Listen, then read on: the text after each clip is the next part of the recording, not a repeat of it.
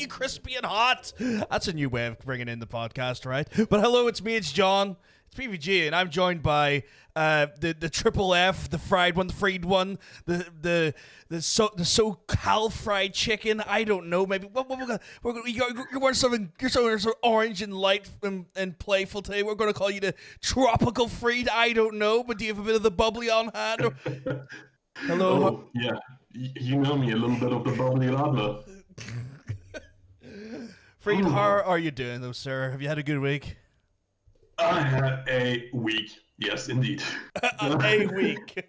So pretty bad one then. Because I've had a pretty crap one too. I'm not going to lie, but still. It's been one of those weeks. You know, let's not get our mood down. You know, we're in the season of celebration. It's 30 years Chris Jericho. It's 1 year Dynamite next week. These are the holidays of the non-WWE wrestling fan. There's been a lot of holidays. Too bad some of them were celebrated too well, but we'll get into that in our Dynamite preview. But first, we've got our news section. Let's take it over. I don't know what that noise is meant to be, but this is the news. Headline. We're not only going to Dynamite later on. We will be talking about the best wrestlers who never won the big belt. Let's give a little sneak peek at what's to come. Well, if you want to sneak peek to what's to come, one of our news items is, they're following in the footsteps of one of our top stars who never won the WWE or any major promotions championship recognized by a television show or station. Paige is doing a Jesse Ventura where she's talking about the unionization of WWE talent in the midst of the the Twitch social media debacle currently affecting the WWE stars. As we spoke about last week, a lot of stupid things are being done over at Titan Towers, and it looks like it's really affected Paige, and I can see why, because, well, working for nothing doesn't really seem like a logical thing to do, does it, Freed? Yeah, absolutely. And like Paige makes the big bucks on Twitch, looking like $500,000 a year, doesn't it? Yeah, it's looking like $500,000 a year, and I can't imagine her downside is much more than that.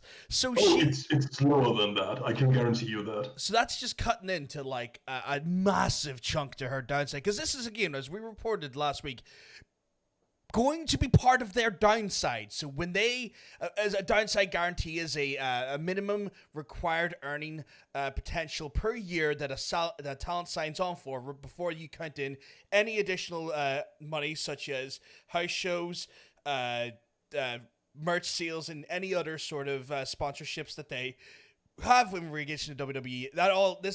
The downside is paid first, and then everything that's earned above that is paid afterward. But if her earnings are way above the downside, well, it's WWE technically making free money at that point, because they're not having to spend any money from their own coffers. It would technically be Paige paying for her own WWE contract, which is ridiculous, if you ask me, but sure. It's no Slim Jim sponsorship paying for your contract. That's no Randy Savage situation. Time to unionize. So, unionization, which is Vince McMahon's best idea that he's managed to quash over the last few years. I mean, Mr. Jesse Ventura tried it once, and then allegedly a beefed-up, athletically girthed man in blonde with a bald head somehow managed to rat on him a little bit early and get that idea absolutely kiboshed before it got off the ground. So really not much else to add to this topic. It's just unionization is certainly in the wind right now, with the speculative and uncertain outcome of Mr. Biden becoming president. Maybe we will see unionization, but it seems like the talents are now starting to think about it and think about it seriously, and I don't bloody blame them. Yeah, absolutely not. Oh, what is the next news topic, my friend? Finn Balor broke his jaw in 2 places. You know, there's been a takeover. He defended his NXT championship against Kyle O'Reilly. broke his jaw in two places. Yeah, posted the X-rays on the Twitter earlier this week. Looks like he will be out for at least 6 weeks. But there are currently no talks about him relinquishing this belt this time, at least. NXT Championship plagued with a little bit of a curse there. The last champion had to vacate the title due to injury. Yeah, actually, you're right. That was one Karrion Kross, formerly Killer Kross. Yeah, a little bit unfortunate. That was his match against Kyle O'Reilly. If it's only 6 weeks, I think it's okay. It would be more of an issue if it was. It'd be more of an issue for talking upwards of 3 months. Mm-hmm. It's gonna lead to a very interesting set of tapings for the next 6 weeks again, because Dynamite is still going head to head with NXT. So obviously their biggest champion, their biggest draw, which is what your champion's meant to be, is your biggest draw, regardless of it being the TV product or a house show. It's going to be a hard way to be creative and push the brand without your biggest champ. I don't know, tell me this, Fried. Do you know anything about Broken Jaws? Can you talk with them? Can you do anything? Is there anything that Finn Balor could theoretically do that's not in ring to keep his presence at least there? As a medical expert, which I am not, I have no idea. Just curious. It depends on how they, on the treatment. I suspect in some cases you can still talk. That should be fine. Or, I mean, it's wrestling. You can get a spokesperson for him, right? If he really can't talk, just keep the feud hot. Get him a spokesperson. Get him MJF's lawyer. The guy can talk. True. That I didn't even think about the manager angle. I don't think we've ever seen. Well, at least I've never seen Mr. Finn Balor or Prince Devitt, depending on your incarnation of the individual, ever be with a manager. He was always very well-spoken. I don't know if well-spoken is the way we want to put that, but he was always quite elegant on the mic, even in New Japan when he was the rock and roller. He was quite a great speaker. So it'll be weird to see him with a manager, but I think this is the one occasion we were kind of keep him on the damn TV, build heat, get some anger in there somewhere, because he could probably do a spot where he attacks someone, but they don't get any licks in, he ambushes someone and kind of keep a little heat that way. But I feel like they are going to be hard pressed to keep the momentum going with him if they don't get creative with that. You're right. Yeah. And then our last news segment before we get on to the Dynamite is Renee Young, or I can't pronounce her last name if I'm honest. I hear her last name. She's not gone under Young anymore. She's gone under her last name, and I can't pronounce it if I'm honest. But she's going to be. Can you type that in chat? I can't remember her real last name. I will try and get you. But yeah, regardless, I'll speak about that while I get the name. She is going to be working with Fox on the WWE. Pretty much the WWE kickoff show for SmackDown. So while she's completely independent of WWE from pretty much a signed contract status, she is still going to be working with them in a non-indirect way, at least for now, through Fox. Obviously, this comes down to the fact that she is on a massive no-compete at the minute, so I think that's probably the only way she can get work without.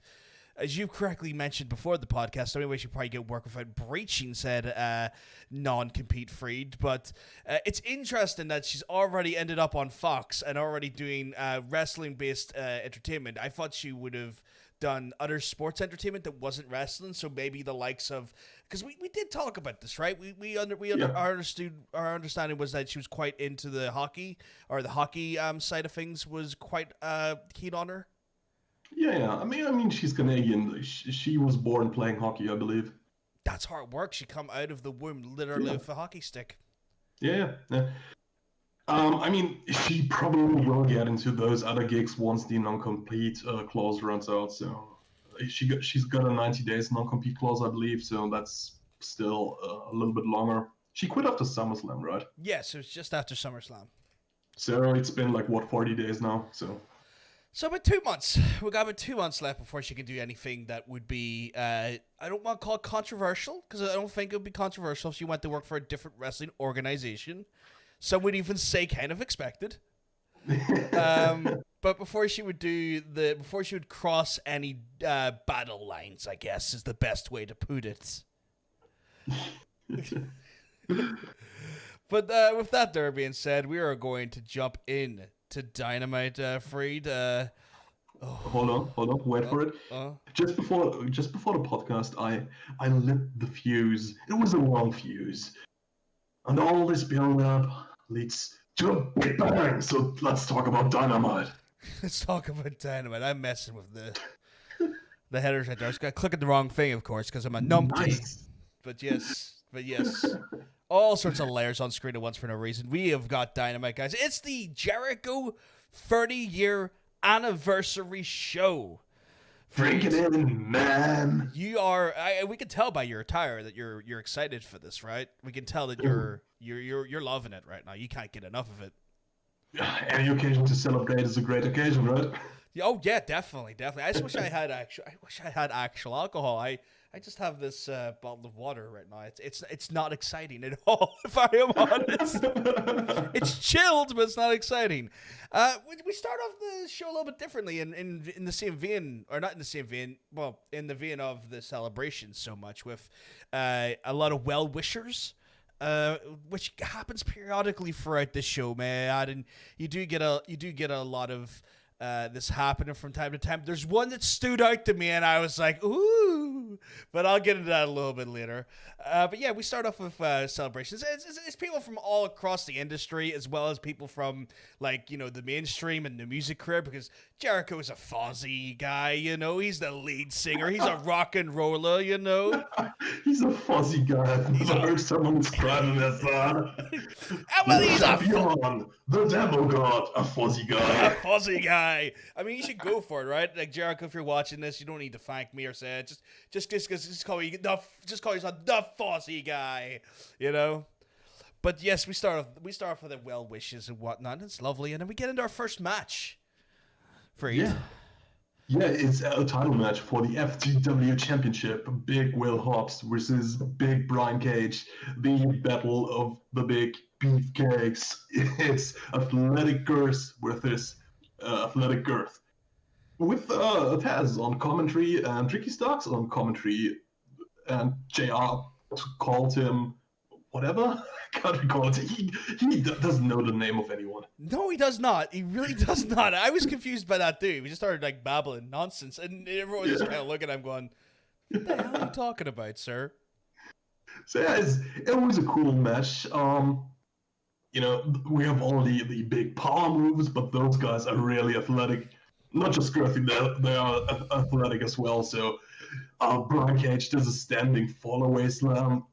That was bloody amazing, followed by a standing moonsault. He hits an F5 and Hobbs kicks out, but eventually Cage wins with the drill claw. And then something happens. Ricky Starks walks to the ring, Taz gets on the microphone, and he makes Hobbs an offer he can't refuse. Basically, join us or die. It was a good one. Like, we did have that there, and it was like. And it was that moment where you could see kind of Hobbs, like, just like looking like, well, it looks like I'm just going to get destroyed here. But that's all prevented by the very underwhelming reveal of Darby Allin. I don't know why, but it just, like, he came out, he didn't look that intimidating to me. He kind of looked a little bit lackadaisical on his approach, but they powdered out, right? I mean, They didn't even run away, they just calmly exited the ring. Right? Yeah. It was very strange. I don't know how you felt about that entrance. I felt it was like a little underwhelming. The entire time when Darby was in the ring, I was ready for Will Hobbs to turn on him. Because he didn't give an answer. Oh, wow, that's an interesting one. But you know what? I have to say though, I'd be surprised for one reason though if he did turn on them. Not Jr. Sorry, Excalibur. Jr. did this. Excalibur did this. Give a harrowing story about Will Hobbs. He was training to be the wrestler, and his brother was trained to be his manager. And in real life, Will Hobbs' brother shielded him from gunfire, which led to his passing. And if that doesn't make you a babyface, I don't know what will. You know, it was just wrestling logic. You know, you see two guys in the ring. Oh, he's gonna turn on him. Like you said, they put him over big time as a babyface. They gave him a good showing against Brian Cage, trying putting him over. You just wanted to see that evil turn, didn't you? It's wrestling. That's what happens. It's like, I've just had this man's harrowing life story happen in front of my eyes, and I quickly turn on the derby. I mean, if you see like Jack the Snake Roberts said when he debuted, you never turn your back towards enemies and people you respect. True. You're not wrong. Oh, but that was a very powerful move though when he done that. Like, oh god, yeah. Next up, we get the next promo packages for Chris Jericho, and this one includes the one you want to talk about.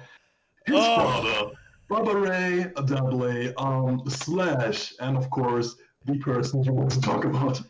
Oh, Mr. Tanahashi, and as I say that, just goosebumps just go up the back of my spine and my neck. We have been hearing that there is a more warmer reception to New Japan working at AEW, and this whole show is littered with NJPW references. And this is the first one we're talking about. Anyone didn't know, Jericho faced Tanahashi back in New Japan Pro Wrestling quite a ways back. Jericho's had a habit of showing up in NJPW over the last 4 years and just causing havoc. It started with Omega. It turned into Naito. It went into Tanahashi and Archer and Okada. Just to see Tanahashi show up on AEW, I'm kind of like, if it had been like Harold Midge still working for them, I would have been like, okay, it's just pleasantries, I guess. But because we know he's out of the system and a new president, and I'm kind of like going, oh, is this the little sprinkling of the magic? Is this where it's all coming into play? I love New Japan Pro Wrestling, and just the idea of them working with AEW is just so exciting to me. And again, this is not the first reference we see to them tonight. It's literally littered throughout the show. They talk about NJPW. I was keeping notice because every time I heard it, I was like, ooh.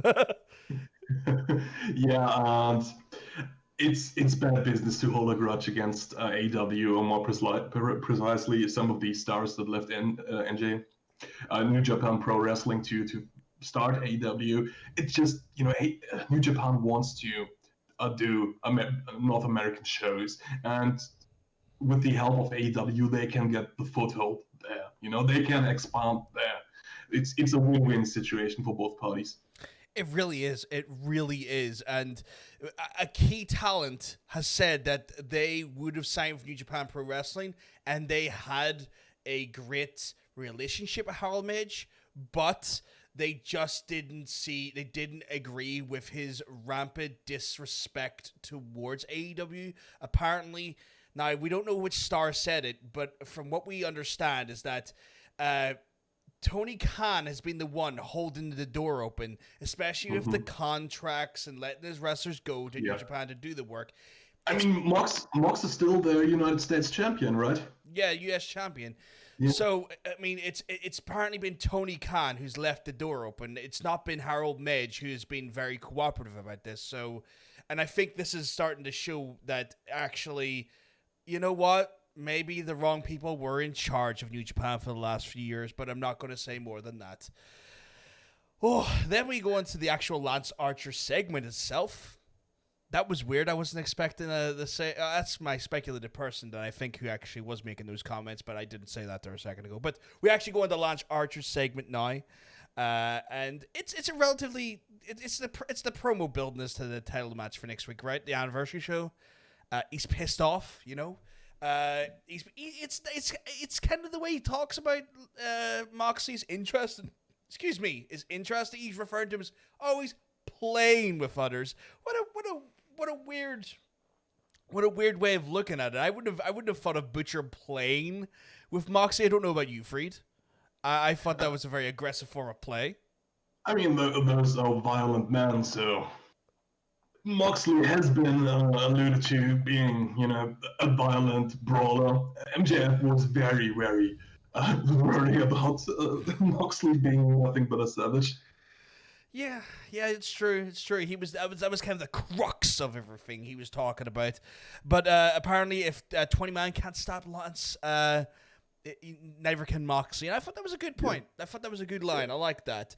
I quite enjoyed that. Relatively simple segment, nothing too crazy. We this has been going on back and forth for weeks now as we build to this anniversary show, so it wasn't so bad. But a little bit more of the same. I can't fault it.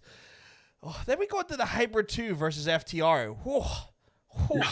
Brushed with glory, or is it greatness? I think it's greatness.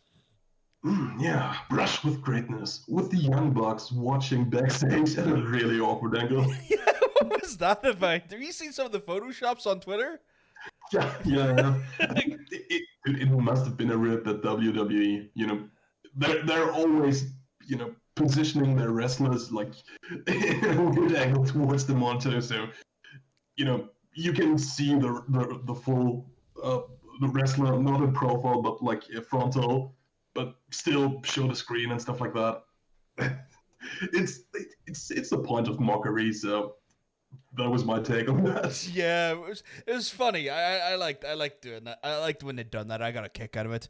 We get them piss taken a little bit against those damn those backyarders in Best Friends. They done a little hug at the start of the match. I don't know if you caught that there. I thought that might have been a little jab. They do that every week. I didn't see them do that though. Like usually they do like that. I just saw them hugging. They do this, and then the hug. That's what they do every time. I didn't even see the first parts though. I just saw the hug. I was like, is that a Best Friends jab? Because I didn't see the fist bumping or anything. Yeah. Hybrid 2 though. What did you think of the match? It was a really good match. Once again, not as great as the match last week, if you ask me. Hybrid 2 in kayfabe picked as a weaker team, I believe. Easy win for FTR there. I really loved all the stuff that Angelico did. He's a real technical savvy wrestler. I'm not in favor for splitting up tag teams, but I would want to see Angelico wrestling like a singles run just for the matches he would have, but okay, then again, that's the Hybrid 2, the technical guy and the high flyer. I'm not the greatest fan of what Evans did in this match. He was selling his knee throughout the match, and then later on we have that weird botch. He's on the top rope. There's a 450 or something like that, but he botches it. And some people have said that was an intentional botch to sell the leg injury. It was weird. I get that you want to sell a leg injury, but if you botch a high risk move like that, you're not selling a leg injury. You're putting yourself in the hospital potentially. I don't agree with that logic, if you know what I mean. I don't even know if he intentionally botched it, because he just got up and did a moonsault from the top rope instead. That's kind of the stuff you do if you botch something for real. It's hard to say. I have to give him like a credit. He started well with the sell into the leg, but then after a while he just forgot about it. Like after a while he just started walking around the place and doing stuff, and I was like, what happened? What? Yeah. After watching Moxley last week really sell his leg beautifully during that Butcher match, to see Evans do so well and then kind of just forget about it at the latter half of the match, it's kind of a yeah. It's unfortunate. I'm with you there, definitely. Yeah, and an interesting finish to the match. A superplex combined with a splash. That's Yeah. kind of it feels young Bucky. That's what the commentary said as well. They felt it was like a direct attack at the Young Bucks to kind of like show them, oh, we can play in your realm or fight your own game and stuff. And you know, it does kind of lead into the next part of the match where the actual is it the match, like the post match segment, I guess the best way to describe it, where we do have the Bucks again. Let me just hop on that point for one more minute, because the new finisher they got themselves for AEW, you know, the assisted spike pile driver.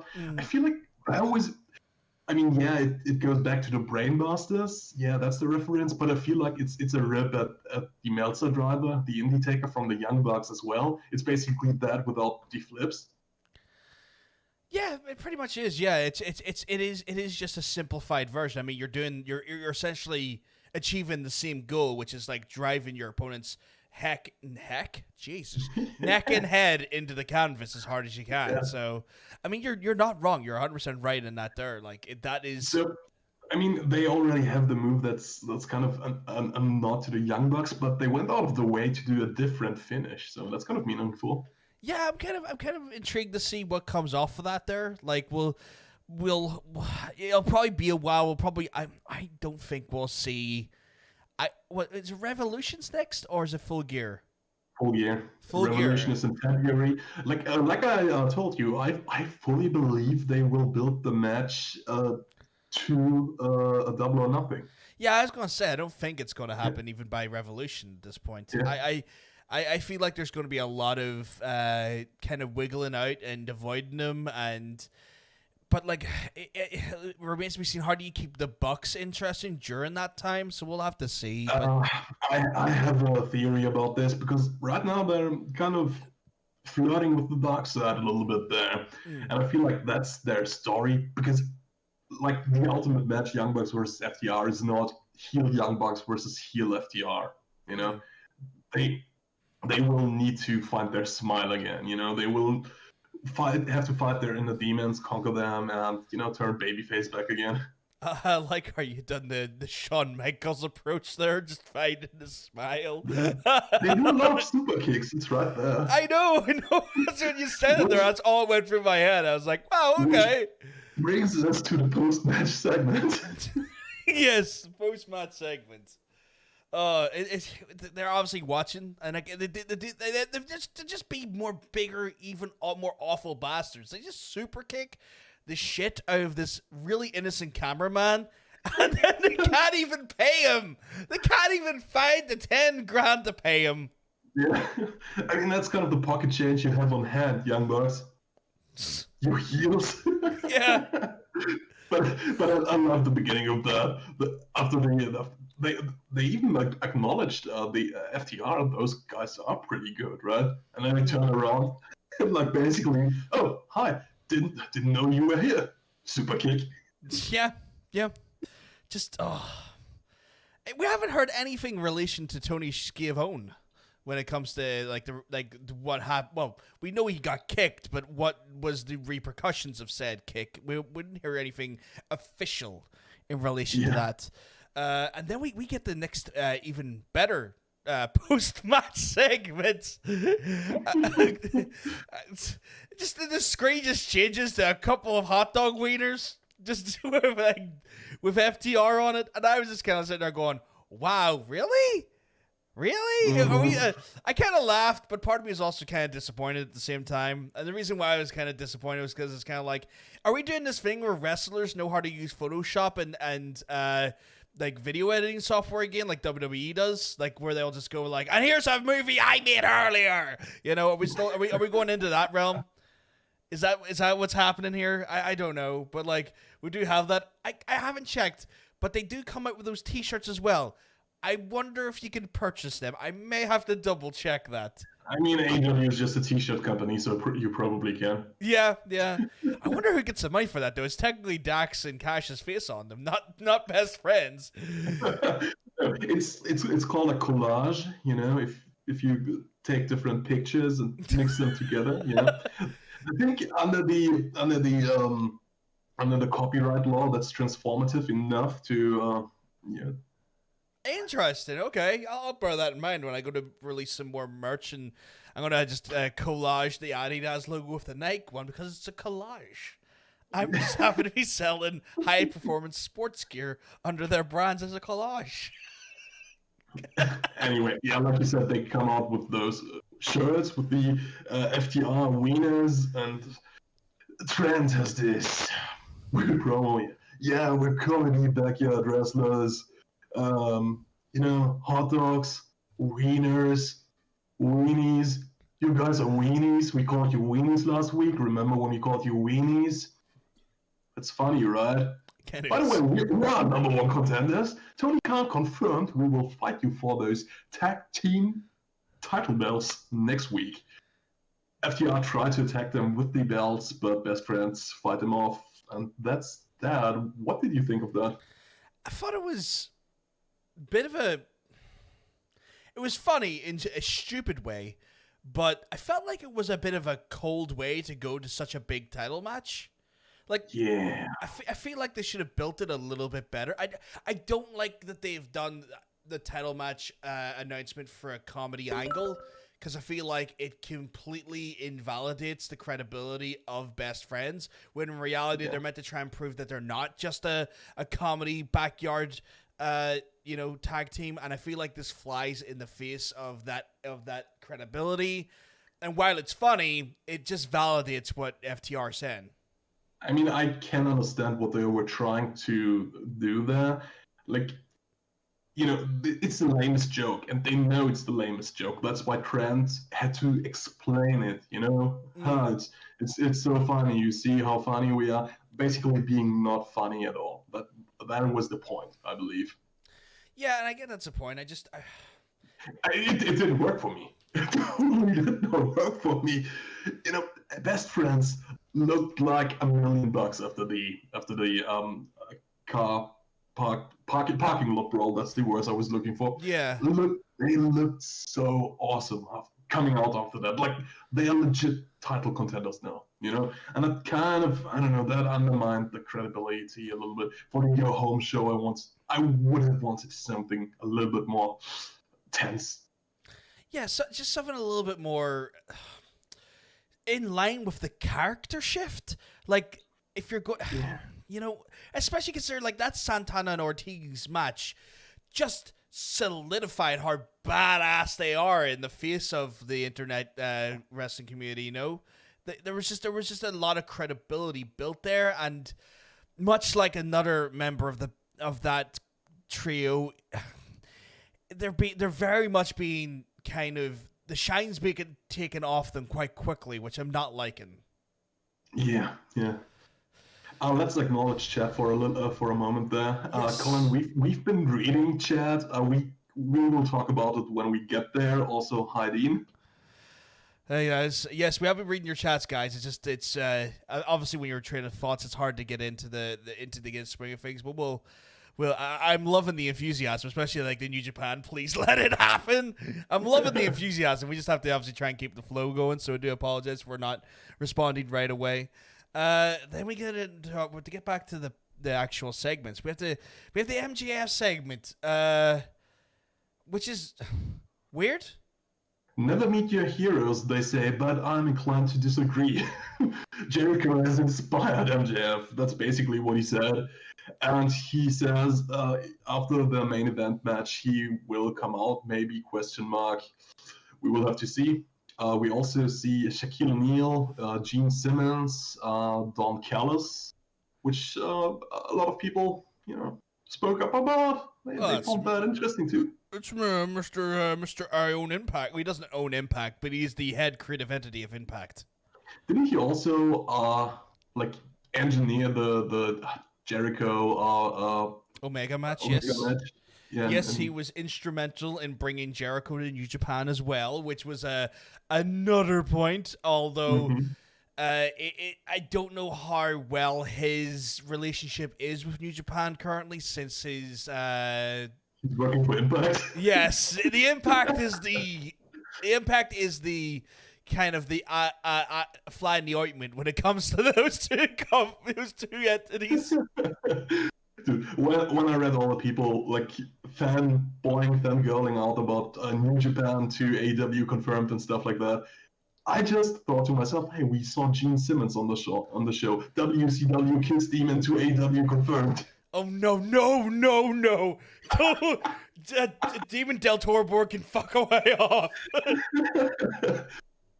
I'm not having that. Not having that at all. Oh. Next up is the match that JR described as the main event of the show, although it was in the middle of the show. I would argue it probably was the main event, if you ask me. It was, and according to what I read, I believe they placed it there because of the presidential debate. The second half of the show overlapped with the debate, which, according to Brian Alvarez, drew in 50 million viewers. So better not compete with that. Yeah, they made the smart choice. They made the smart choice on that one. This match. I don't even know where to start with this match. This match was. We should probably start by saying what match we're talking about. Of course, the dog collar match for the TNT title: Cody Rhodes with Arn Anderson versus Brody Lee with Silver and NRJ. Oh man, we knew this match was not going to be a clean one, didn't we? Yeah. And I love Justin Roberts' introduction for this because he introduces the ring doctor at ringside, just a little bit, this match is violent. This match is going to be violent. We have a doctor at ringside. That's how violent this match is. We don't point this out every match. He's probably there every match. But this one is so crazy. We have to let you know he's there. They won't die. You know what? I thought that was a brave choice on their part, if I'm honest. Not to be that guy, but to point out the guy that let Matt Hardy climb up a bit of scaffold weeks ago after having a major injury seconds beforehand. It's like we got a brutal match on hand. So look at the man who botched the last injury. Look at him right there. Look at him. He done it. I knew you were going there. I knew it. During the match, he was probably sitting there. Oh, losing 5 liters of blood is fine, right? Yeah. Oh, they don't use liters. Maybe that's why he didn't know that wasn't fine. It's pints, is it not? It's pints of blood we have. We don't even have much liter. Do we? How many? The Americans don't use pints. That's a British thing. They use ounces, fluid ounces. That's metric systems, all that jazz is too much. Gallons. Galleons are ships, right? Why are we talking about ships?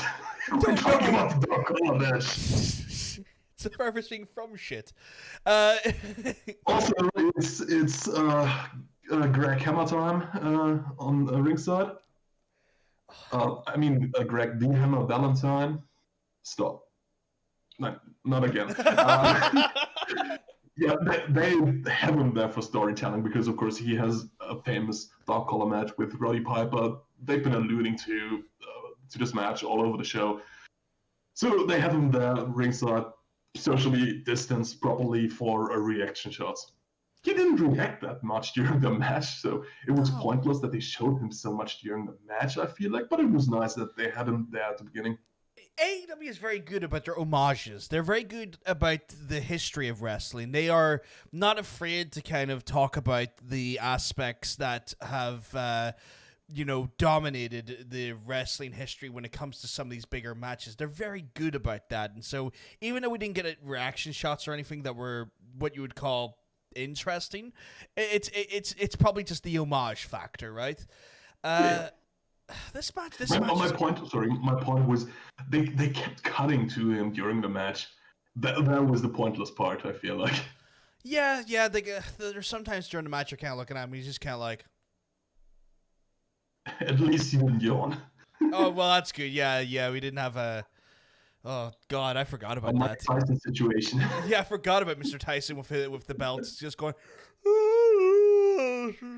What? So yeah, the first person to draw color in the match is Silver, who eats a chain-fisted forearm from Cody. Yeah, he got. Just Oh god, he got shit fast, didn't he? yeah. I mean, I want to point out none of the guys who drew color, it was all of the guys, that wasn't natural in any way. They all did a job. Yeah, I think that's safe to say, especially considering we don't want to have the Finn Balor situation where they actually do break each other's jaws trying to do worked punches. Especially with a chain where that's probably more likely to happen. There was definitely some chicanery in the definitely gimmicked blood, not gimmicked but worked blood. One of my favorite spots also early on, Cody goes for his springboard cutter, I believe, and Brody just yanks the chain. That was so good and so logical as well. Like if someone goes to like do something up top, we're like, don't get down, get down. Oh, so good. We have Anna Jay taking John away not too long after John eats a lot of crap in this match. I mean, Brody sits him on a chair, and then almost immediately Cody just runs at him and drop kicks him into non-existence. And then this whole Anna Jay taking him out was all smokes and mirrors, so Cody could do the job because right after the spot, he had color all over him as well. Yeah. So like that pretty much got that little bit out of the way, which was we knew this was going to be a bloody match. We knew this was going to be grim. And then there's so many wonderfully gruesome spots with that chain. At one point there was like a low blow moment where Cody just manages the low blow Mr. Brody, and I was just like going, oh my god, a chain link to the nuts is not a great it's just not a great time. And Tope Suicida by Cody, that had a potential to be real dangerous. Yeah, like definitely. Like there's been, when people have done strap matches and everything like that in the past, there has been some annoying circumstances where they've accidentally both got in different steps of rope and then caught themselves on the ring, and then they have to awkwardly get it untied. So they managed but to. in this match, you have it on the neck. That's kind of unfortunate if you get the chain caught on something. Yeah, you are. It's not like it's a wrist thing. It's like you are guillotining yourself at that point. Yeah. And then during the picture-in-picture ad break, Cody hits a freaking package pile driver through the table. Yes. and then coming off that then we got a very bloody Brody Lee off of that there. Oh, he was crimson. He was donning the crimson mask. It was beautiful violence. Absolutely just destructive violence. Sorry, I just overlooked one of the spots I wanted to talk about. Cody pulls Brody into a cutter from the apron. That's just a sick bump. You're jumping from 1.5 meters height onto the very lightly protected floor. that counts double on your bump card. Yeah, and he does that really well as well. I'll credit the Brody Lee there because he skirts that apron quite well, avoiding the table so that the next spot doesn't get ruined. So there was a lot of skill in that there. Oh god. Yeah. There's a part where he always takes Arn's head off at one point with a chair. Did you see how close that was? Yeah, he threw that with intent, like in the parking lot brawl when they threw the sledgehammer. Yeah, that was that took me off guard. I was scared at that point because I was just like going, oh please don't let that hit Arn. Arn's too old. Jesus Christ, let's not get him hit with this. Oh god, and then Arn gets in with a little bit of spine on the pine action. Oh god, I was just so happy he came out of that unscathed. I was legit terrified at that point. Terrified. Yeah. Oh god. Cody ramps up the violence as well because at this point he starts wrapping the chain around his fist and just laying waste to Brody. Hits a crossroads, kick out at one. So that shocked me. Just the one kind of kick out. I was like, Really? Are we underselling the Crossroads now? Is that move like dead and gone? Is that like a useless move now? Well, yes, it is. But also, I think that's Brody Lee's Undertaker sit-up moment because he uses this spot in most of his matches. Moxley hit him with the dirty deeds, a paradigm shift rather, and he kicked out at 1-2. Oh God, is that what we're building toward? Are we getting Brody Lee to be that unstoppable? Well, I guess he is a monster, but he's not an unstoppable monster, as we'll find out in a minute. Because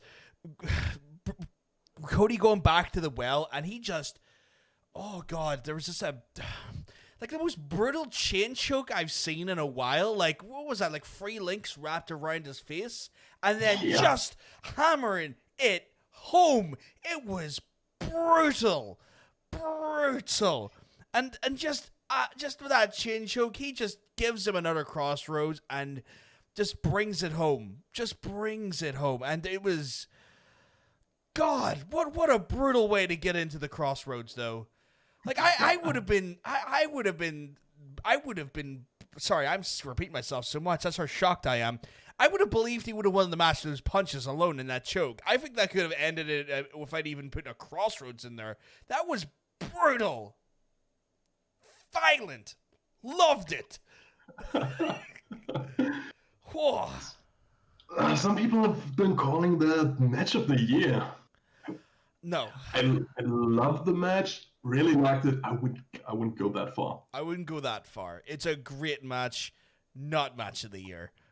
But honestly, it possibly wouldn't even crank my top 10 AEW matches this year. No, there's been so many amazing matches. Yeah, just speaks of the high quality of the AEW product, and this was a good match, just not the best. No, not the best. And bear in mind, like Cody Rhodes probably has at least 2 or 3 of those matches in the top 5 this year. Never mind just not having this in the top 10. Like he has been a workhorse this year, and he's done so. Like the Eddie Kingston match, for God's sake, I would have put way higher than this. I don't know why. There's just something about that Eddie Kingston match from a few months ago was just, I thought, was on a little bit of a higher level than this, but this match was still phenomenal. So after the match, the Nightmare family comes out. Dark Order come out to get Brody Lee out of the ring, escort him back quietly. Tony interviews Cody, and Cody basically says, you see that? That's just that hair. I didn't turn heel. I'm just here for the fans. I'm happy the fans are here. This is the greatest feeling. You know, he does this thing with when he gets all emotional, his voice cranks and stuff like that. Yeah. the Cody babyface promo, basically. Yeah. It's what we come to expect from him in that capacity. Yeah. And then he issues an open challenge for the TNT title for next week. And who comes out? One Mr. Orange Cassidy, who gives him the half thumb up. Cody accepts the match with a thumbs up. What do you think about this one? I don't like it. Yeah, neither do I. It's the second title match for Orange Cassidy in a couple of weeks. He's not ranked in the top 5. I know it's an open challenge, but you know what? I don't know. And like, we've been talking about the overexposure of Orange Cassidy a lot, so it's like we said with the best friends at the earlier end of the show. They managed to build a lot of shine, put a lot of shine on these guys, and now it's just being stripped off them way too easily. There's so many other better people you can put in Cody's path before you put Orange in there again. Yeah, and that's where I want to get back to chat, because I was thinking the same thing, or rather something like that, because Colin brought up, why not have Darby Allin challenge Cody for the title? And he mentions Darby can get the win. He never got over Cody. I wouldn't have Cody lose this soon after winning the belt, but Darby is a good challenger for the 1-year anniversary show, I feel like. Yeah, it'd be a great challenger. He works well with Cody, because we've seen him work well with Cody before. I would like to see him take the belt off Cody at some point, definitely. but we have to get past the Taz Express and all of that jazz before we can even get into that there. No, I got you back, don't worry. But we have to get past all of that there before we can get Darby in there, because we still have a lot. It feels like Moxley's past this feud with Taz's guys, but Darby's still in there with Starks. My money's a full gear that gets settled. Darby has, settled the bill with Ricky Starks, but he never got back to Brian Cage. Brian Cage murdered him in his ladder match. Brian Cage brutalized him in a battle royal. So they still have a score to settle. Yeah, they have a score to settle. I say that's probably coming up at. I wanna say Full Gear, right? Yeah. And do you think, just out of curiosity, do you think Darby takes the FTW Championship off him? Ooh. That's actually an interesting point, because I've heard rumors that they want to make the FTW belt special, and I've read somewhere maybe they want to do it a super heavyweight belt. So you're talking your Will Hobbses, your Lance Archers, your Brian Cages? Yeah. If they don't go this route, I would really love to see Darby taking this. That's like the ultimate comeuppance for the babyface, The heel was awarded this title, this is all Taz's thing. Yeah. And he takes it from them. That's poetic justice. I think after that, though, know what you need to do? Get rid of the title. It would have served its purpose at that point. I would love Darby to take the title away as the ultimate justice, like you're saying, and then just go, I am now decommissioning this title, or Tony Khan decommissioning this title, because we're this is the last time. This is a Renegade title. We do not authorize Renegades this title. This is not an officially recognized title. No more matches for this belt. It's off my show. Yeah. I'm all for that. I'm with you there. Although I would love to see Darby Allin destroy the belt on show, throwing it in the trash can, and then Taz goes for the trash can and fishes out the pieces, like on his knees and stuff like that. Oh, I would hope they would get a replica done and then smash it first, because that is a bit of wrestling history right there. Like, to smash that in real life, I'd be like, oh no! Yeah, don't smash the real one. Yeah. But you never know. It's a cool visual, Yeah, it's an amazing visual. I would be terrified if it was the real one, I'd be like, oh my god, that is ECW history just binned. Oh my god. Although, is that like a way of getting a shot across the bow at WWE, like binning an ECW title? Theoretically? Is it time too past? I think maybe time's too past on that, actually. Yeah. So next up, we have the Kenny Omega interview with Alexander Mervez. Kenny Omega, of course, is in the tournament to determine the next number one contender for the World Championship. Kenny says he's waited for a year to get his hands on the title. Name any tournament, Kenny Omega has pretty much won them. And don't be surprised if he wins the belt, because he will win the belt. He keeps calling Hangman a tag team wrestler, which is interesting.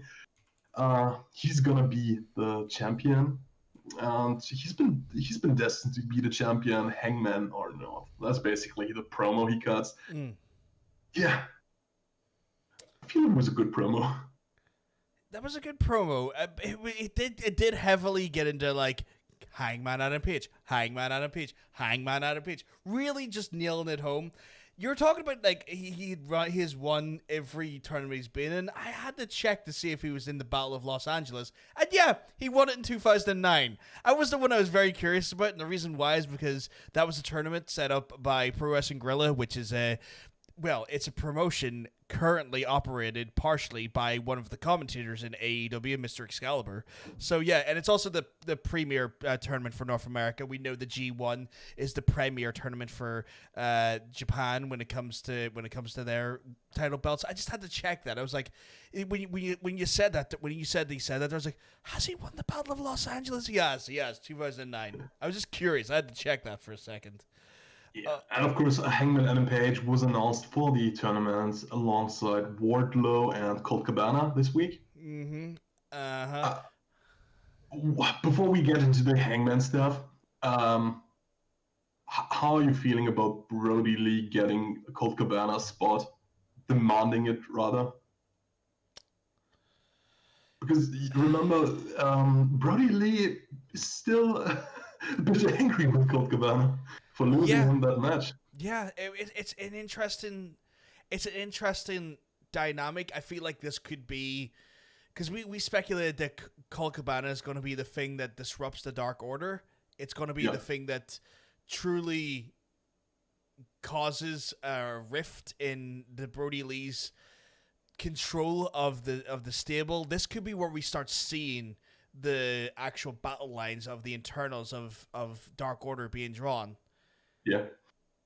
And the other story, obviously, here is put Kenny Omega in one bracket, Hangman in the other, but don't let them clash at the finale of the tournament, because this match has so much more built in it, you know? That's a double or nothing one, if you ask me. Yeah. Like, Kenny Omega is going to win this tournament. I think we both agree. Oh, yeah, most certainly. Yeah. He's going to take that belt off Mox. That is my belief. Yeah, same. And how about Hangman loses because of poetic justice again? Remember the last the gauntlet match? Hangman cost the Bucks the match. What if the Bucks, cost him a shot at the title? That could happen. That very well could happen. Like you are. I feel like your logic is definitely where it needs to be with that there. I think that would be the most poetic of justices. And it wouldn't surprise me. It would not surprise me at all. That's actually a great call. That's a fantastic call. It would be story-wise, it would be cool, but that's my one pick. I have another one, because it would be cool if we could get a direct storyline out of this, so Kenny can focus on the title picture and Hangman can deal with whoever cost him the match. And for that, I feel like it needs to be a singles guy who costs him the match. And I don't know who it is going to be. Oh, God, who would cost him a singles? He doesn't have a singles opponent. It is Kenny right now. Yeah. You know? Like, who has a gripe with you know what's going to happen here?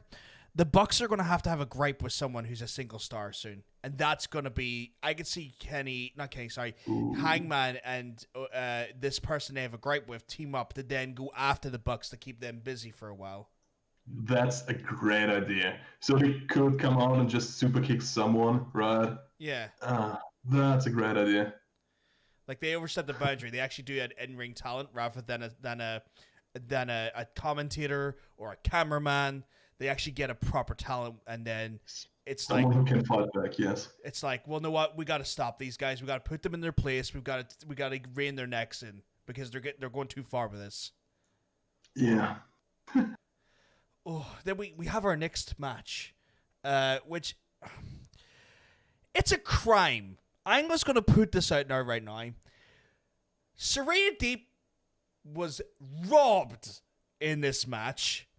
She was the better competitor, the better wrestler, and the better choice to win this match. Yet she is the one that had to do the job.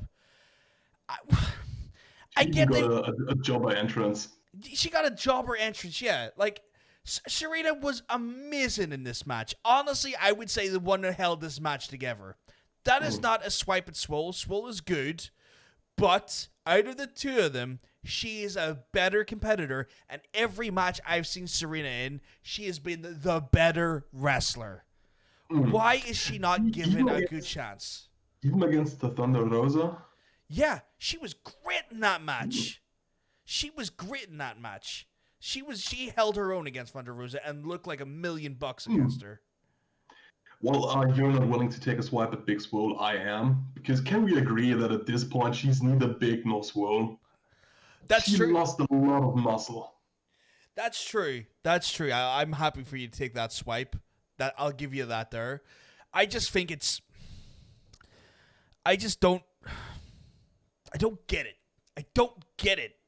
Like, I get that they are so piss poor at making women's matches at the minute, but they have great talent, and then they let the lesser talent get over, or try to put the lesser talent over, and I don't get it. Mm. It didn't help that this match again was also just about 5 minutes, and most of it happened during picture-in-picture. So Yeah, it was. I don't know, man. Like watching that match, Serena's so good. She does not get the She doesn't get the credit she deserves. I think she should be the one building up wins and going after Hikaru. Honestly, she's so good in ring, so good. It just annoys me at the minute. Like every match I've seen her in, she's just been great. And now it's just like, oh, we're just gonna feed her to people. It's like, no, let her shine. You're meant to be the company that lets people with actual talent get ahead.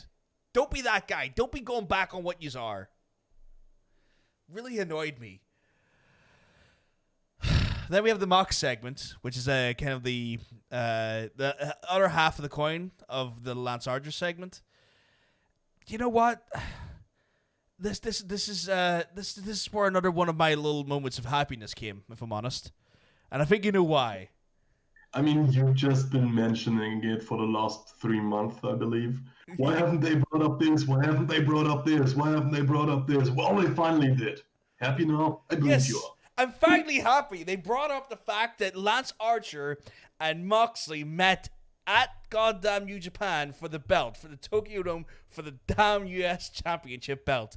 Not only did they mention it, Jesus, they even showed footage from it. And I'm just like, yes, just so much closer to this relationship.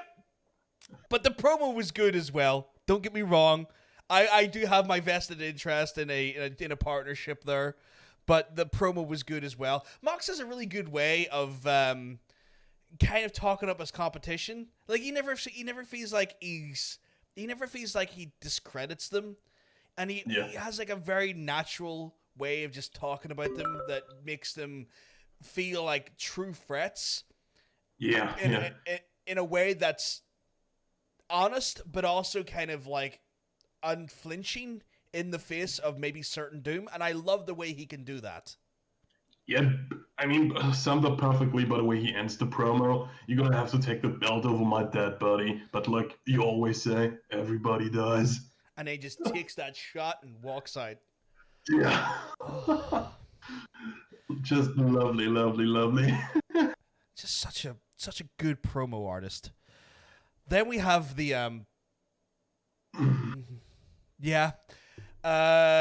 well, we have a match. Let me tell you that. It's Inner Circle versus Chaos Project. Before we even get into the match, there's more celebration wishes at this point. We've seen it throughout the show. There's no point really going into too much. It's nice, Jericho's 30th anniversary and all that jazz. I like the commentary because they did give a good breakdown of the history of Luther and Jericho, especially like how their careers have passed, and they're talking about like Gedo from New Japan Pro Wrestling and Jericho versus Super Dragon and Luther. A lot of the career that maybe we weren't aware of, and trying to give like Luther a bit of prominence of how you may not have heard of Luther, but Luther was actually kind of a big deal, not this side of the water. I like that. I kind of dug that a wee bit. Yeah, commentary is talking him up a lot. Jericho had a big hand in creating this episode. I feel like this is one of the matches he really, really wanted to have.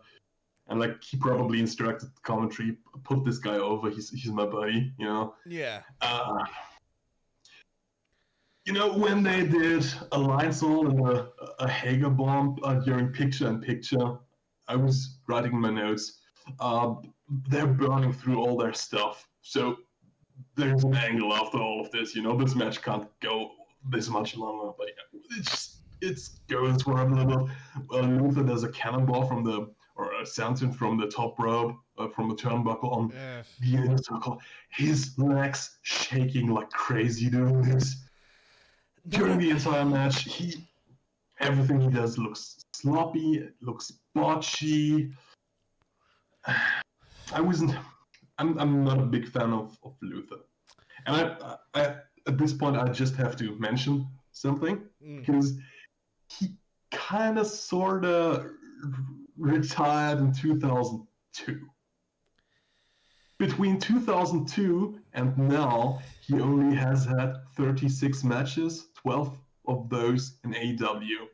So he's ring rusty, like really ring rusty. He hasn't had, this build up experience, this training to do the wrestling week by week. He doesn't seem to be in like a perfect condition. He's 51. I know Jericho is around the same age, but Jericho has been having constant matches week by week, multiple times a week in WWE. Just can't compare that. It's conditioning, isn't it? It's just literally conditioning. Plus the whole psychology of matches, how you properly work your shots, and how you properly take bumps. If you only have 2 matches a year for the past 18 years, that's just not enough. No, it's really not.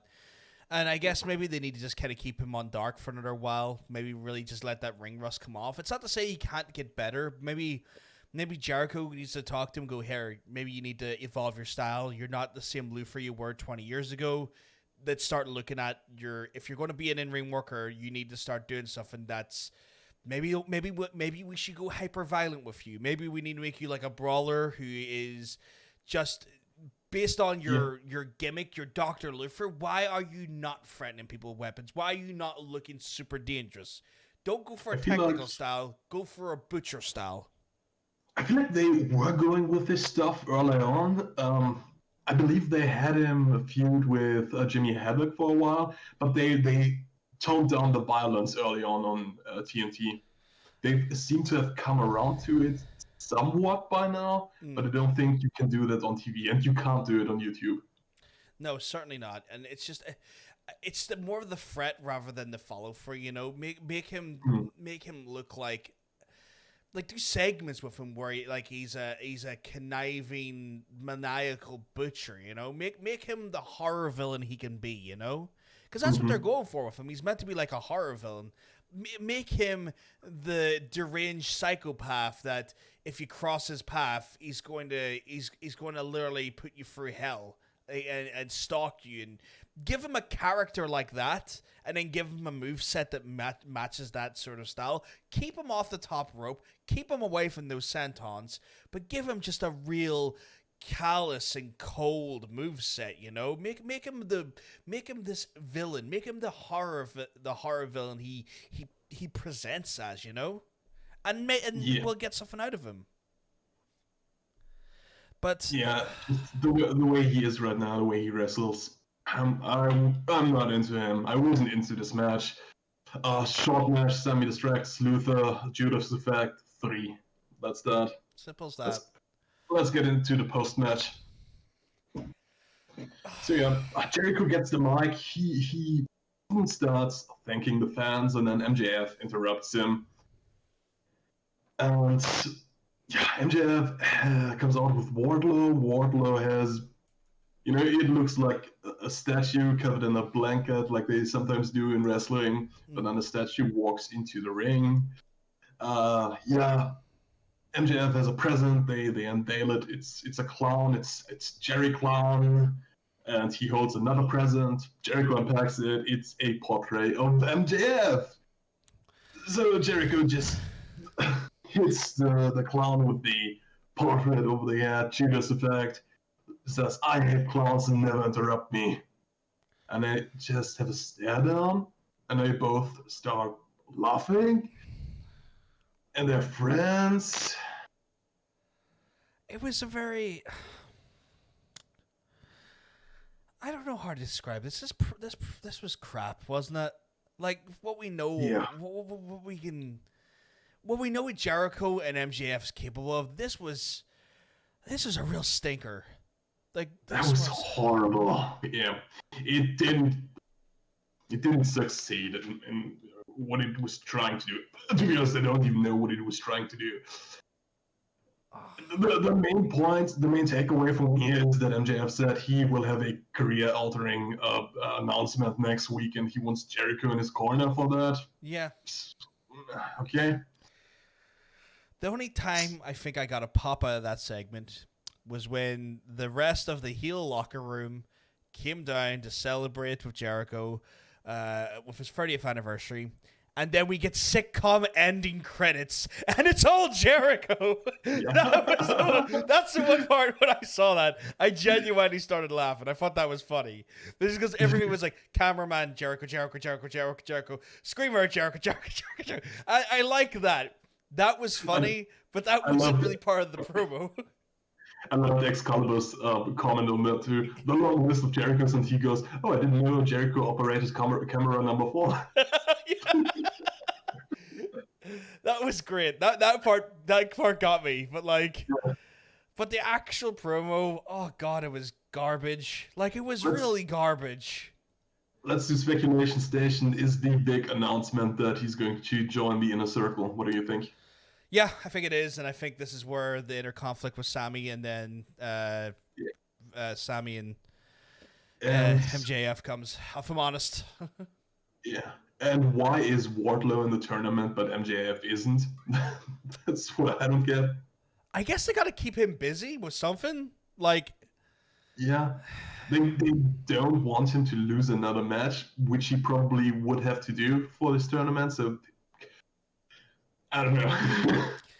It's weird booking. We're definitely going into this part of Dynamite where how far are we away? Like the next pay-per-view is November, right? Yeah, November 9th, I believe. Something like that. So we're, in theory, a month away. We have 4 weeks-ish to get to the pay-per-view. Yeah. Maybe they can kayfabe this tournament and say, we give all the people who haven't gotten a shot at the title, because if those aren't really high-ranked singles competitors in the tournament so far. Well, you have Kenny and you have Hangman. They've both had attempts at the belt, have they not? Yeah. But right now they're both not ranked in the singles competition, or rather not ranked very high. You've got Wardlow, who's isn't ranked very high. You've got Jungle Boy's in it, I believe. Yeah, he's in it as well. I guess. I'm blanking on the other names. See him. 6 people have been announced so far. I mean, you have Colt as well, I guess. Mm. It is. It's a bit of a hodgepodge of a tournament, but we'll see how it goes. Ray Phoenix is the 6th one. Oh yeah, Ray Phoenix is. He's actually a really great singles wrestler. Never mind tag He team. is. He'll be a good one to watch in that there. I mean, he had an absolute barn burner with his brother over the Impact Wrestling title when they were working for that company. So yeah, there's some good stuff in there. Overall, hard disappointed were you with this Dynamite? Dude, after I watched it yesterday, I just wrote you. It was a bit shit, right? I think it's the last third of the show that really brought my mood down. Like reflecting on it, yeah, the chain match was good. The Kenny promo was good. FTR match was good as always. The opener was hot, but like the women's segments, the main event tag team match, and the promo afterward, that was just horrible. That just brings down the mood, man. Yeah. So, it probably feels like sacrilege when I said it, but I feel like I have to give it a 2, even if they had 2 or 3 good matches. No, I'd agree. 2 out of 5, definitely. Like, because even the Brush of Greatness match, which was great, was still kind of it wasn't exceptional. It was a good match, but it wasn't exceptional. I mean, like I feel like it's kind of a third sandwich here, and the third is the third part of the show. Like, it doesn't matter. It's the greatest bread ever. You still have to bite into the third if you want to eat that sandwich. Yeah. I'd rate it a 5 out of 5. Yeah, you can. Like, that shit's getting all over your hands, right? Because you're holding it. I don't know. It's such a lackluster. It's such a lackluster Dynamite in that sense. Maybe it's because it was very heavily weighed, like you're saying, in the last half hour. But it's the lasting effect, and I don't know. We're a month out now. we're a month out for the pay-per-view. We have to start seeing some real... We have to start really seeing like a build here. We need something to get us excited. If they want me to part with my money to buy full gear, because I always pay in these pay-per-views. I'm very good. I get my Dynamite for Fight TV, get my pay-per-views for Fight TV. But they need to make me want to part with my money. And I'm going to part with it anyway, because we have to cover the shows anyway, and I enjoy the wrestling regardless. But like as the casual fan goes, They need to do something strong in this next month, you know? And they don't have Fight TV in the United States to watch the pay-per-view. They have to pay 40 or 50 bucks. 50 closer, actually, yeah. But we're probably not going to get all the build next week because we have 3 of the 4 belts on the line. Or rather 3 of the 5 if you want to count the FTW. Do you think any of the belts will change hands next week? No.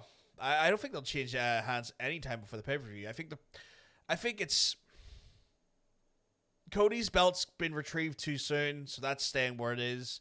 Mox is keeping that belt till probably Revolution, if I'm honest, because they'll longer because Kenny won't be facing him at Revolution. Sorry, not Full Gear. Yeah, getting my pay-per-views mixed up. So he'll probably keep it at the Revolution. Those tag belts ain't going anywhere till like Double or Nothing. Swole's not taking that belt off Hikaru Shida. No, that's not happening. I didn't think that match was announced for next week. Is there a women's title match? I think there is. I think it was just announced though. Oh, okay.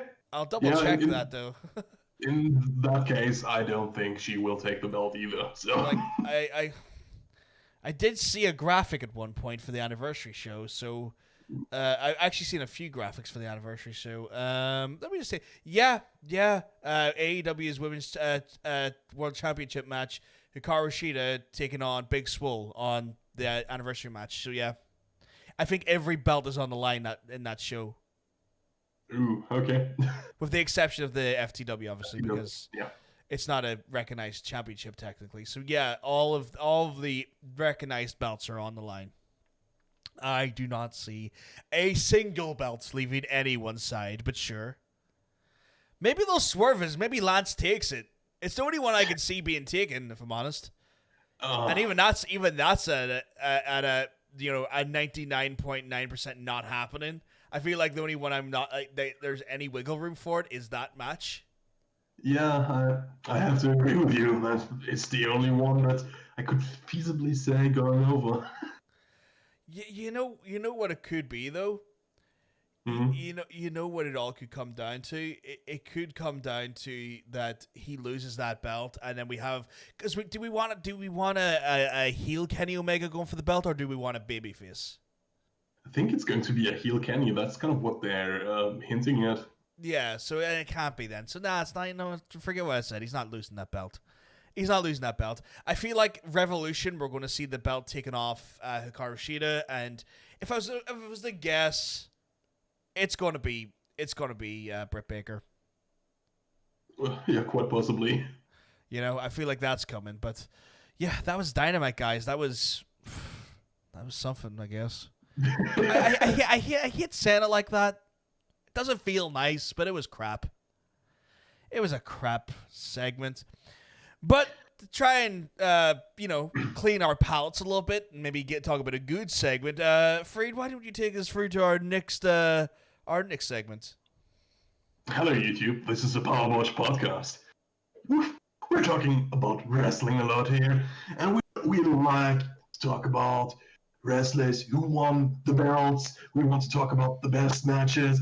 We want to talk about weird matches in our ongoing list of top 10s. Today, we are going to talk about the best wrestlers who never won the big belt. What's the big belt? Well, it has to be the top championship of any of the major promotions like WWE, WCW, TNA, NWA in its prime. I would argue not today anymore.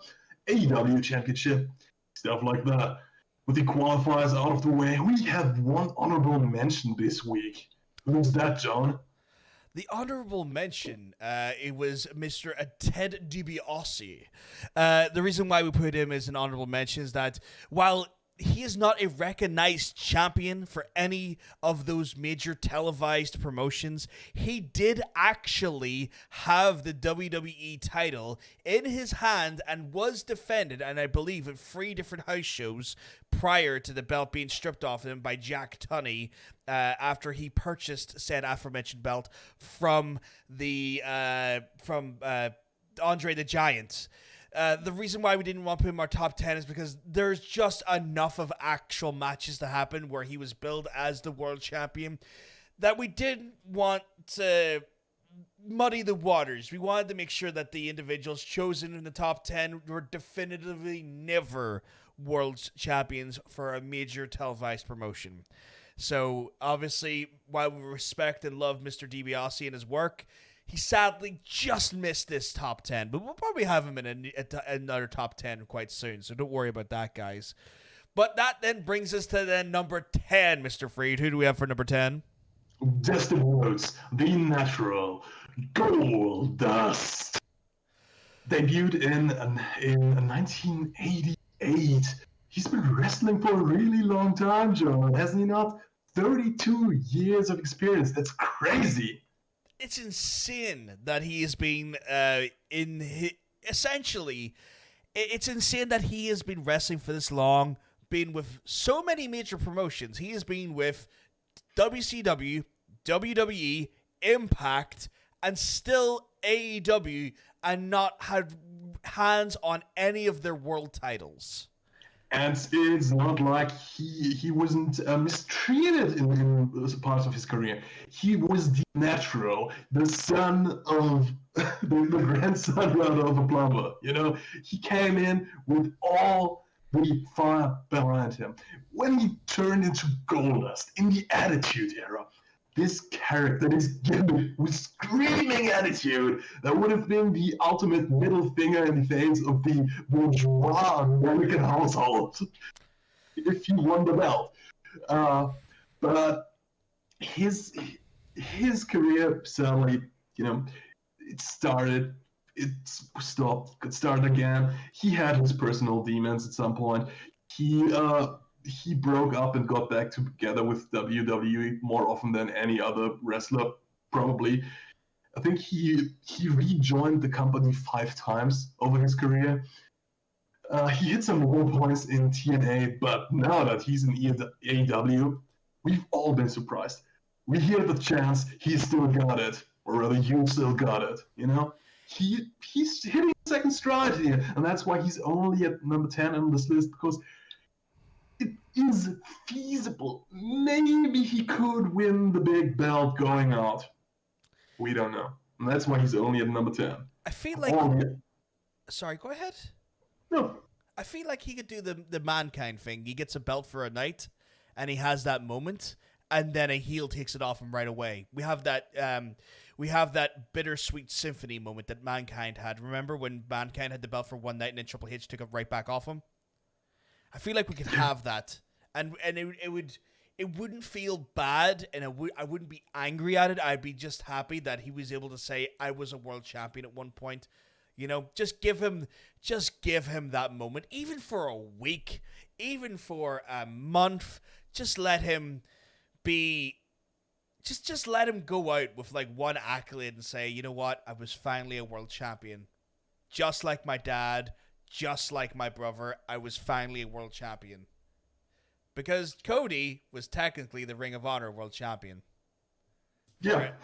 So, for anyone gets at me for giving Cody that remark. But plus, Cody still has at least 15 good years in his career, so he's definitely going to be a world champion at some point.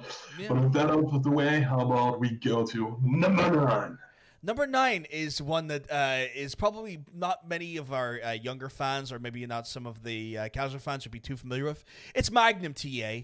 Magnum TA had a wonderfully a wonderfully gifted career, which was sadly cut short by a career-ending car accident where a lot of his spinal plates had to be fused, sadly, after the result of said car accident. He only had about 9 years in total of in-ring work, and a lot of his stuff was during the Jim Crockett promotions of the NWA.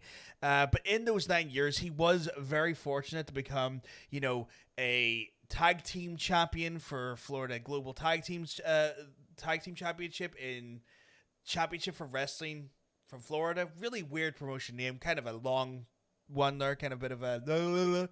He was a 2-time NWA United States champion. He was earmarked for the World Championship. In fact, a lot of people have cited that he was going to be the next big thing. He was going to be the NWA's champion. That was going to be like almost the thing that would have been bigger than Ric Flair for NWA, but sadly with this car crash, it threw all of their plans out the window, and then Ric Flair ended up slotting into that position and then becoming the megastar that Flair has been. But Flair and other people from that time, like Arn, have always said that he was pure, raw, untapped talent that was just sadly cut short, and as a result, never got his hands on a major championship title. After his in-ring career, he done a little bit of commentary work here and there for the NWA, but sadly, he kind of petered off, and it didn't really. His wrestling career in every capacity was quite cut short from that. But he's our number 9 pick for the top wrestlers who never held a world championship. Which brings us to number 8, my friend. Jesse the Body Ventura.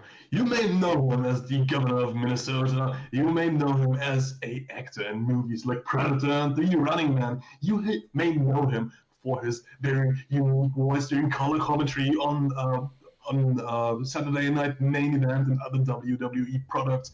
But before that, he was an in-ring competitor as well. Debuted in '76. His gimmick was adopted, or paying homage, let's say this, was paying homage to superstar Billy Graham.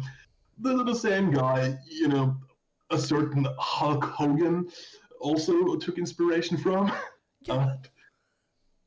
And Billy Graham, we're not talking about Billy Graham because he won the big belt at one time. We're talking about Jesse Ventura. I just skipped a paragraph in my notes.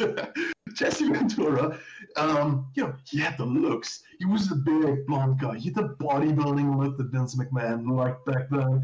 He had the personality, the charisma, and he was given some chances. He was feuding with Hulk Hogan in '84, but he just never got there. And early on in the show, we were talking about something that didn't help him in his backstage standing when he was for wrestlers to unionize. Yeah, which kind of just kiboshed a lot of his kind of put the roadblock in his career going forward. I mean, don't get me wrong, very talented in-ring commentator when it came to calls alongside Gorilla Monsoon and whatnot, but any sort of standing that he held in regards to the upper echelon, the main event card, was kiboshed quite quickly with that move, or that planned move of unionization inside wrestling. Good old Terry Bollea kind of getting involved there and preventing that there, if I do say so myself. I don't know if people.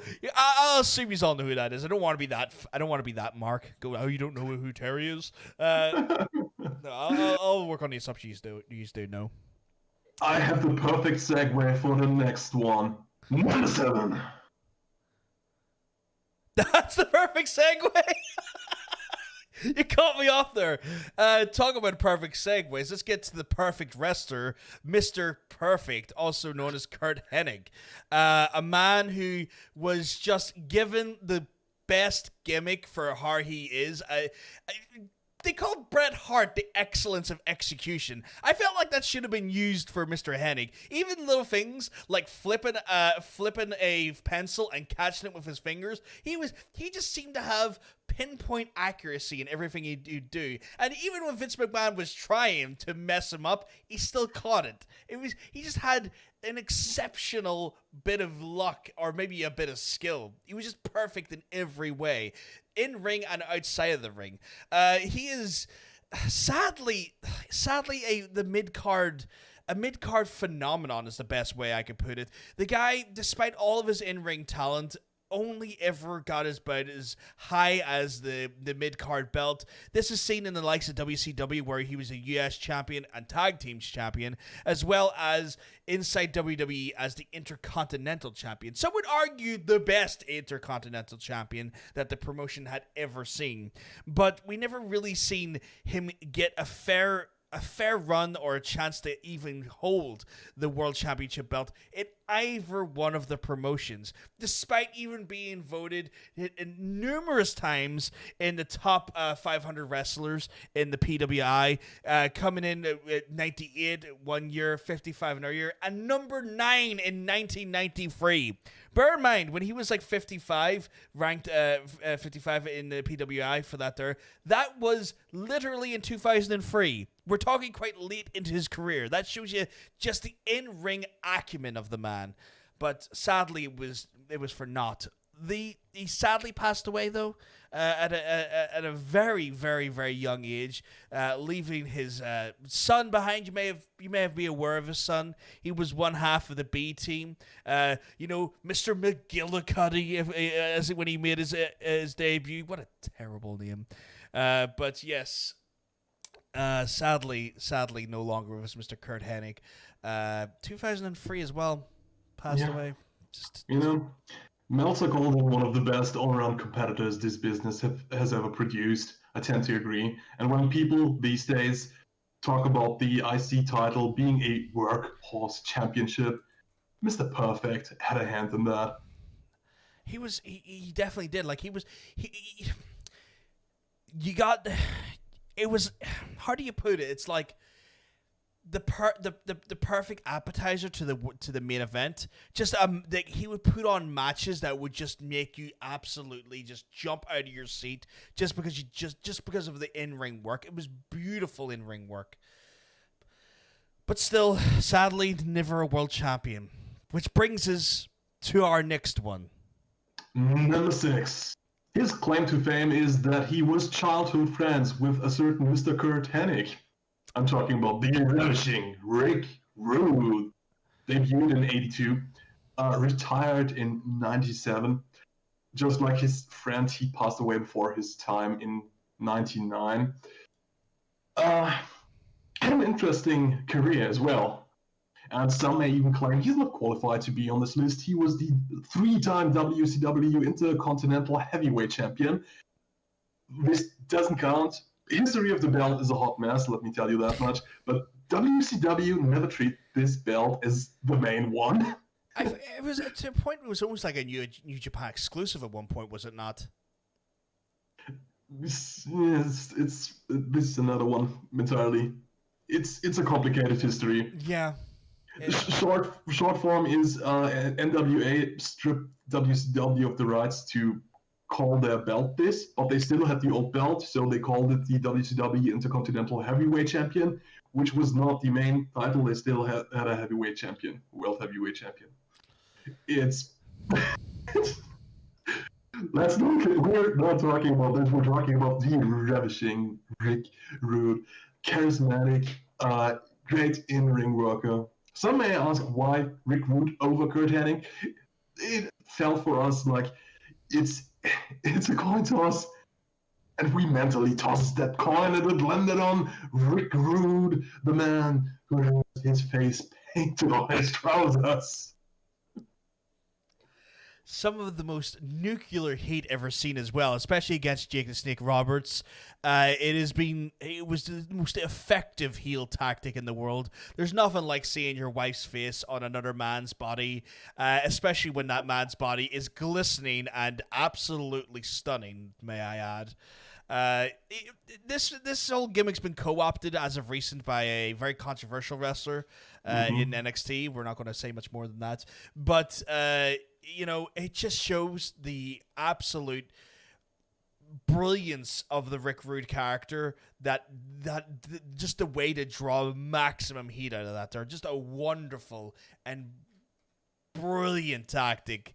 He had a bit of a weird and interesting latter half of his career as well. He worked for ECW for a time in a weirdly underhanded, almost kind of like higher power style role. Like he was in a robe and he was like hiding away and pretended to be this higher power as well, which was a bit strange because we had a higher power segment on WWE. And then he also, maybe he wasn't a higher power, but he was a mysterious figure in ECW. And then he also was part of DX. He was the manager of DX for a while before going back to WCW. What an odd use of a brilliant in-ring talent. Well, maybe some people will find this pick controversial, but the next one isn't guaranteed. Number 5, take us away. Well, blazing in at number 5, we have Owen Hart, the sadly way too gifted brother of Bret Hart. There's no way we can talk about this, but this man's career was cut short. It's just so sadly cut short in 1999 again after the incident where he fell from the rafters with a failure of the mechanism on the cable he was suspended from, which led him to drop into the ring and pass away as a result of the injuries sustained. But before that, Mr. Owen Hart had a phenomenal in-ring career, working under a few different names. He was the Blue Blazer before that incident beforehand, when he was first working for WWE or WWF at the time. Sorry, he had a wonderful in-ring career. In-ring angle with his brother Bret Hart over for the WWE Championship at one point as well. It was the storyline that was to break hearts, to get a little bit cheesy with the verbiage there. Brother versus brother angle, some of the most intense stuff you would have seen. He was also a massive entity and one of the most cutting edge wrestlers in the Japanese side of the waters when it came to wrestling. He was been credited with, along with he's been credited as one of the ones that actually made the light heavyweight division mean something and actually propel the division forward. His accomplishments, even though he did not win the WWE Championship, he has been the IWGP Junior Heavyweight Champion at one point. He has also been the European Champion, the Intercontinental Champion, the Tag Team Champion, King of the Ring. Just a phenomenal amount of accolades, just never getting the top prize in WWE. But still, a wonderfully gifted and exceptional wrestler whose career was cut short by just awful circumstances. Let's talk about number 4, Jake the Snake Roberts. Debuted in 1973, retired in 2015 officially. He debuted in WWE in 1986. And I think it's fair to say he took the world by storm by his incredibly charisma. He's one of the best promos. When he opens his mouth, people listen. He's captivating to listen to, almost, like a snake, hypnotizing you, hypnotizing the prey into listening to him. And I don't think anyone can argue with that. He had in-ring psychology down to a science. He maybe wasn't the most athletic wrestler, the most technical, but he knew how to work a crowd, and boy did he work every crowd he wrestled in front of for a good part of his career. But like we talked about last week in Beyond the Mat, and we will eventually get to in the Resurrection of Jake the Snake Roberts, he had his demons, he had his substance abuse issues, which kind of put a stop to his career in the big leagues. Had to work a lot of the indies, was an inability to hire for the bigger promoters, and he found his way out of that. Unlike a lot of the guys on the list, Jake the Snake is still around. He's now in AEW. He's a manager. He's delivering great promo after great promo. but he never won the big belt. Incredible wrestler. But as you're right, he was very, very kindly helped by none other than Diamond Dallas Page in this movie Resurrection, Jake the Snake Roberts. But I think we should talk about another Diamond stud. What do you think? That brings us to number 3, Scott Hall. Scott Hall, funny enough, did go under the name the Diamond Stud, was introduced to WCW via Diamond Dallas Page at one point as one of the Diamond Studs. He had a storied career, very controversial career, because anyone we're talking about seems to have a controversial career one way or the other, but that is wrestling. Controversy is cash if you want to listen to Mr. Eric Bischoff. And he has done some amazing things, even though he has not won any major promotions title. One of the biggest things... Hold on, Ramon never won the big belt. Let me Google this, because that's the reaction you will get from most people. You just assumed he was a world champion at some point, right? You assumed, but no, he had an incredible intercontinental title run with Shawn Michaels, funny enough, and Big Daddy Diesel. But he never actually picked up the actual championship belt, which is insanity. Especially after the incredible ladder match he had with Shawn Michaels, you'd think he'd be in line for a major push, but sadly wasn't the case. Which ended up leading to the first controversial moment in wrestling with the curtain call, where as he was leaving for WCW, he would embrace Big Daddy Diesel along with Shawn Michaels and Triple H in the ring, who were theoretically still working in the idea of kayfabe, where the wrestlers who were heels and babyfaces did not get along, and they openly embraced at Madison Square Garden, the mecca of WWE. They decided to break kayfabe and shatter it across the wall. Insanity ensued backstage, and it ended up leading to only one person taking the fall for that there, who wasn't Scott Hall. He would then go on to create more controversy by popping the barrier of WCW and start the inner workings that would lead to the New World Order of probably one of the biggest wrestling factions in wrestling history. And even in his time in WCW, he did not hold the World Championship belt at any time. Kind of insanity, if you ask me, again, as well, because he was massively over in WCW. But his accolades include 4-time Intercontinental Champion in the WWE or WWF, and then pretty much television champion, 2 times United States champion in WCW, 7-time world tag team champion with Kevin Nash and the Giant for one of those runs in WCW, but never the prized world championship belt. I don't know how. Even in TNA, he had the tag team championship belt, and they were giving every old fogey the goddamn world championship belt. Ron Killings at the time had the championship belt. You know, it's just insane. I don't know how. I don't know how they managed to do it, but he managed to go his whole career without the world title. Also, one of the individuals who was saved by Diamond Dallas Page, which is seen in the Resurrection of Jake the Snake Roberts documentary for that program after his own personal demons got too much for him. Still currently working the indie scenes as an per appearance individual, and he's been inducted, I think, twice into the Hall of Fame. So under the not the NWA, under the New World Order, and also under under himself essentially. But yeah, storied career. Sadly, didn't end up in a championship, which brings us to number 2. Roddy Piper. Woo! What a guy.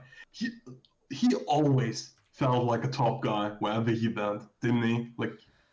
He was the big bad heel. He was in the main event of the first WrestleMania, and Meltzer called him one of the key figures in the growth of the WWF. In particular, his main event at WrestleMania alongside Paul Orndorff against Hulk Hogan and Mr. T. He had a long wrestling career. He started in 1969, and retired in 2014. He did wrestle for a long time. He worked for WWE, he worked for WCW, had a stint in TNA, but he never quite captured the big belt.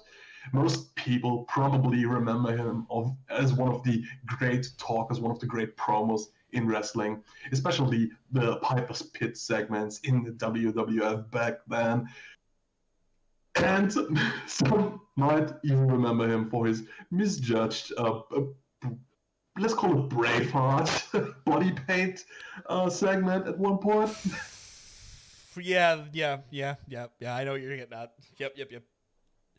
But he did all the great stuff. He went out into the mainstream in the 80s.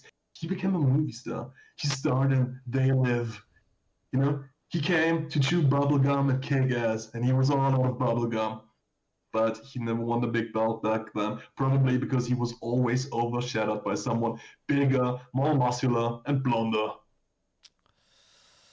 Which is unfortunate, because that come to haunt him in his later career. Even in WCW, he managed to get inside the title picture so many times and still never caught that belt off Mr. Hogan. Oh, why am I can't say I'm surprised, because Mr. Hogan's stranglehold on World Championships is second to none and quite renowned. But sadly, Piper being on the latter half of those angles, real shame, because like you said, one of the most solid in-ring mic workers. Goddamn, just a waste of great talent. Don't get me wrong, he's had some questionable segments as well, but yeah, quite sad. Well, let's get to the greatest wrestler who never won the big belt and most likely never will. Number one. Number one is none other than William Regal. A man who debuted in 1983.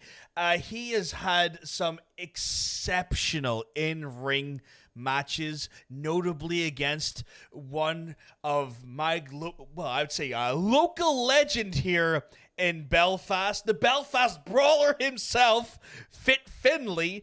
If you ever go back and watch some of the most brutal and honest to God, I would say work shoot matches you'll ever watch, go watch Fit Finlay versus William Regal in WCW. You will see some of the most brutal matches ever televised in wrestling.